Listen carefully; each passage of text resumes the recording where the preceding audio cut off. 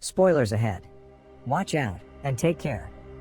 The movie begins in the near future following a major recession, with a frantic news broadcast about a young girl being brought back to mainland Japan after she wins the Battle Royale, a contest that pits students against each other in a fight to the death on a remote island. While being videotaped, the girl smiles.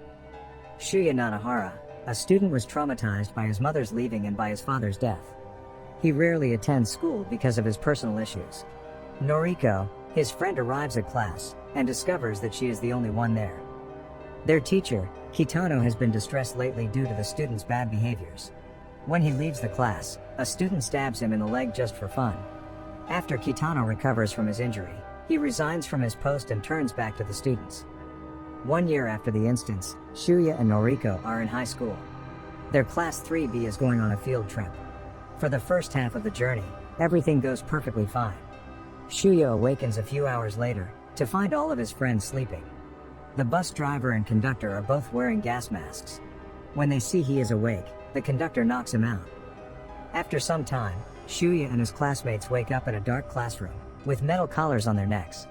Later, the whole class watches as a helicopter lands on the abandoned school, with dozens of soldiers waiting. Kitano, their former teacher, exits the helicopter and walks inside the classroom. Kitano explains that the BR Act, which was passed after 800,000 students walked out of class, is the reason why the class has been chosen to take part in this year's Battle Royale. Seeing the class in disbelief, Kitano presents the body of their teacher, who pleaded for their students to be released. The students scream in fear. Kitano plays the introduction video, cheerfully instructing the class to kill each other for 3 days, until only one student remains. Students who don't follow their instructions will go into one of the daily randomly chosen death zones, and are supposed to die when the collar goes off. One of the 42 students, Fumio Fujiyoshi, interrupts the film by whispering to her friends. Kitano then stabs and kills her on the spot. The student panics and finally realizes the severity of the situation. They watch the video attentively after that. They discover that they are trapped on a deserted island with no way to escape. A student would hand over a bag full of materials that they would have to use for their protection to attack the others. The collar around their neck has a tracking device, along with a microphone. If they try to escape or do anything against the rules, it will explode. One of the students is in a state of terror and won't watch the video. Due to the disturbance, Kitano hits a button that set off an explosion and kills the student. If more than one student is left, by the end of the 3 days, all their collars will explode, leaving no winner. Death, like their friend, scares everyone and encourages them to play. Later, the soldiers bring them a supply bag that contains food and water, an island map, a compass, a flashlight, and a random weapon. One by one, the students are called and given a bag before leaving the building. Shogo and Kiriyama are also given a random bag, but Shogo requests he obtain a new one, because it is too light. After killing those they are close to, the two of them are willing to kill anyone to win. Shuya finally gets his head in the game, and rushes out with his bag. Meanwhile, Noriko also comes outside, and a guy with a crossbow attacks them. They leave him to fight another guy from their class while they escape. After that, they find themselves in a cave, where Shuya treats Noriko's badly injured arm. Unfortunately for them, they have weapons in their bag, pot covers. In another place, Kiriyama is surrounded by students, who are trying to intimidate him. But a guy makes the mistake of approaching Kiriyama with a gun. In an instant, he gets hold of the gun and manages to defeat the entire group without breaking a sweat. Then he snatches their weapons, and proceeds to attack the others. Sakura throws her bag into the water at the cliff's edge, because she doesn't want to be involved in the game. Kazuhiko, a friend of hers, regrets the helplessness of their situation. To escape the horror, they hug each other before jumping from the cliff. A girl's name Mitsuko turned into a cold-blooded murderer. She kills her best friend and doesn't feel even a hint of sympathy for her. The next day, Shuya and Noriko run across a friend, who brandishes an axe and rushes at them. Shuya makes Noriko run away before fighting the guy himself. The pot cover comes in handy to dodge the attacks, but they soon fall down the hill. The man uses an axe to beat himself in the head while doing this. Shuya regretfully watches him, despite the fact that all he did was protect himself. After that, he and Noriko run away again. This time they were stopped by a scared guy with a gun. Taking the opportunity, Shogo shoots the guy dead and takes his gun.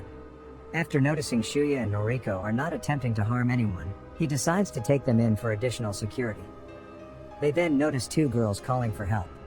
They want everyone to work with them to solve the problem. Shogo stops Shuya from going to help because he thinks someone else may have heard them. Therefore, the area is not secure. He proves right when Kiriyama appears and kills the girls by showering them with bullets. For the last shot, he put a horn in their mouths so everyone would hear the scream and know to run. After a while, Mitsuko goes inside a small warehouse to take a nap, but she discovers a girl there. She points her gun at Mitsuko, knowing that she is not one of the good ones. For her life, Mitsuko falls to her knees. She mocks her subtly, though, and then kills her. In the meantime, a group of students fixed a laptop. They plan to hack the collar and escape the island together. At night, Shogo, Shuya, and Noriko stay at a tiny warehouse. Shogo reveals that when he played before, he was with his friend. The two were the only survivors, but one of them had to die for the other to survive. His friend pretends to betray him, and shoots his leg, so Shogo could kill her. Her plan succeeds, but Shogo has never regretted anything more in his life. He resolves to play again and find a way to escape when she dies for him. Suddenly, gunshots are heard from outside. Kiriyama is after a guy who wears a bulletproof jacket. He resorts to a sword, since he cannot take the opponent down with gunfire. After decapitating the poor man, he hears a noise from inside the house that the trio is in. He inserts a grenade into his mouth, and launches it into the house. Thankfully, the group escaped moments before the explosion. To divert him, Shuya goes outside, but is trapped in the process. When Kiriyama runs out of ammunition, he has the opportunity to escape. Just in time to avoid the attacks, he dives into the sea. The next morning, Shuya wakes up in a lighthouse while Itsumi takes care of him. She and her friends ask him to stay with them, until they rejoin the rest of the group. Staying together could increase their chances of escape. One girl from the group was the friend of the guy, who died with an axe on his head while fighting Shuya yesterday. To take her revenge, she slips poison into the dish that is about to be served to Shuya. Her scheme, however, fails when a girl consumes the meal before she stops. The poison's effects become apparent quickly, and she dies after vomiting blood. The girls get terrified and begin accusing each other of poisoning the meal. A girl gets her hand on the gun and kills all of them, except for the girl who poisoned the food. Shuya knocks on the door after hearing gunshots. The girl receives him, who apologizes to him and runs to the top of the tower. Shuya goes inside and is distraught to see all his friends dead. He runs after the surviving girl, only to see that she has also committed suicide by jumping from the deck of the lighthouse. When Shuya sees Noriko and Kawada again, they decide to search for Mamura's group. In a small warehouse, Sugimura tracks down Kotohiki, who panics and kills him shortly after. Sugimura professes his love before dying. Mitsuko finds and kills Kotohiki after he cries in sorrow. Watching from the rafters, Kiriyama then fires and kills Mitsuko. She sadly dispenses some fitting advice to her two dead classmates.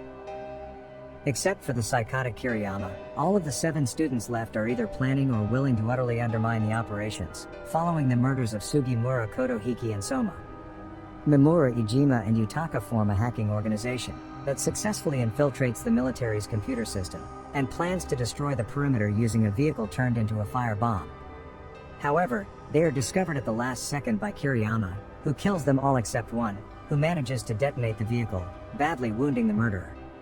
Kawada confronts and kills the shrapnel-blinded Uzi-armed Kiriyama with his SPAS 12 shotgun as he, Noriko, and Shuya arrive at the hacker's burning base. Kawada, aware of the collar's inbuilt microphones, pulls Shuya and Noriko aside on a penultimate day and fakes their deaths. Kitano finishes the game and dismisses the troops before establishing final protocol, suspecting that Kawada has won by manipulation of the VR system and intending to personally kill the young man. Kitano understands that Kawada, not Mimura, has been hacking into the game's internet system for months and has deactivated Shuya and Noriko's tracking devices. Kitano displays the handcrafted artwork of the deceased students, naming Noriko as the winner. He admits that after being rejected by his daughter Shiori, he was unable to handle the mutual animosity between him and his student. He also admits that he has always thought of Noriko as his daughter. He asks the confused, hesitant Noriko to murder him, but is immediately shot by Shuya after threatening her with a revolver. Kitano fires as he tumbles, revealing the weapon in his hand to be a simple water gun. Kitano's phone rings, and he sits down to answer his phone and says to Shiori, "If you hate someone, you take the consequences," before ultimately passing away. Shuya, Noriko, and Kawada board a boat to depart the island, but Kawada passes away from wounds during the final shootout he had with Kiriyama. After some time, Shuya and Noriko are running in the direction of Shibuya railway station in Tokyo. The end. Thank you for watching. Subscribe if you'd like to see more videos like this. Turn on the notifications, and leave a like to help the channel out.